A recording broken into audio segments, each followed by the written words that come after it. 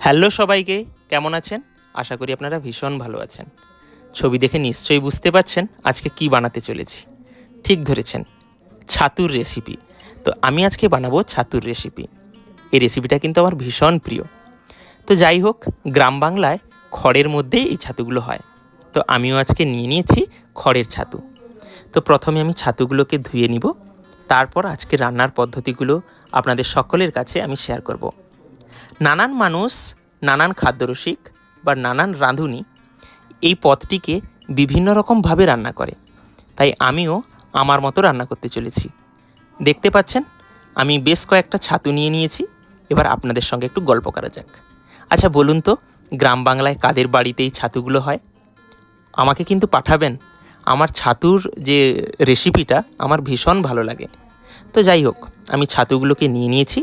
তারপরে ভালো করে একটু চটকে ধুয়ে নিতে হয়, কারণ এর মধ্যে যে একটা রঙিন জল বেরোয়। আমি মাকে বললাম ছাতুটাকে ভালো করে ধুয়ে দিতে, অপরদিকে আমি গামছাটা ধরেছি। তো যাই হোক, আমার মামনি ভালো করে ধুয়ে নিলেন। তারপরে আমি একটি ডো বানিয়ে নিয়েছি, দেখতে পাচ্ছেন। এই ছাতুটাকে চুপড়ে একদম জলটাকে পুরো নিংড়ে দিয়েছি। তারপরে আমি প্লেটে সমস্ত রকমের মশলাগুলো নিয়ে নিয়েছি। আলু চিড়ে চিড়ে করে নিয়েছি, তারপরে পেঁয়াজ, কাঁচা লঙ্কা, জিরা, হলুদ, লবণ, তেজপাতা, রসুন কয়া বাটা এবং আদা বাটা, তার সঙ্গে নিয়েছি সরিষের তেল, লবণ। তো যাই হোক, আলুগুলোকে প্রথম আমি কিন্তু ভেজে নিব। কড়াইতে তেল গরম করতে দিয়েছি। প্রথমে আমি আলুগুলোকে তেলে নাড়াচাড়া করে আমি ভেজে নিব। আলুকে নাড়াচাড়া করে ভেজে নেওয়ার মধ্যে আমি দিয়ে দিয়েছি অল্প পরিমাণ লবণ আর কিছুটা পরিমাণ হলুদ। তো লবণ হলুদ দিয়ে আমি কিছুক্ষণ নাড়াচাড়া করে আলুটা ভেজে নিয়েছি। তারপরে ডো করে রাখা যে ছাতুটা ছিল সেটা কিন্তু আমি আলুর সঙ্গেই দিয়ে দিলাম। অর্থাৎ গরম তেলে আমি একসঙ্গে আলু এবং ছাতু প্রথমে আমি ভেজে নিয়েছি। তারপর আমি একটা প্লেটে তুলে আনলাম। তারপরে গরম কড়াইতে জিরে এবং তেজপাতা দিয়ে কিছুক্ষণ নাড়াচাড়া করলাম।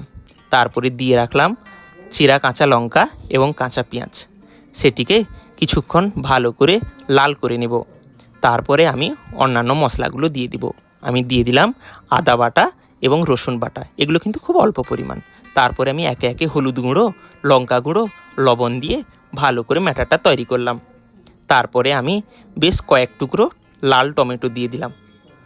তারপরে বাটনা জল দিয়ে আমি মশলাটা কষলাম।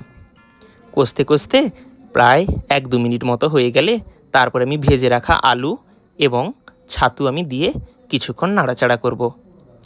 দেখুন তো কেমন লাগছে। আপনারা কিভাবে রান্না করেন আমাকে কিন্তু কমেন্টসে জানাবেন। আমি পরবর্তীতে আপনাদের রান্নাগুলো আমিও ট্রাই করে দেখব।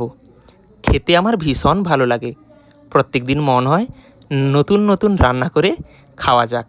আপনারাও আসবেন, একসঙ্গে কিন্তু খাওয়া যাবে।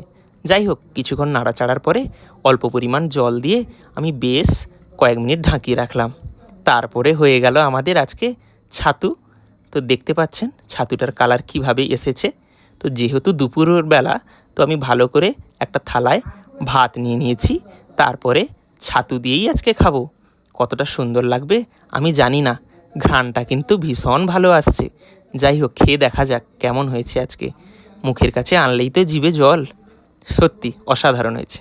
ভালো থাকবে।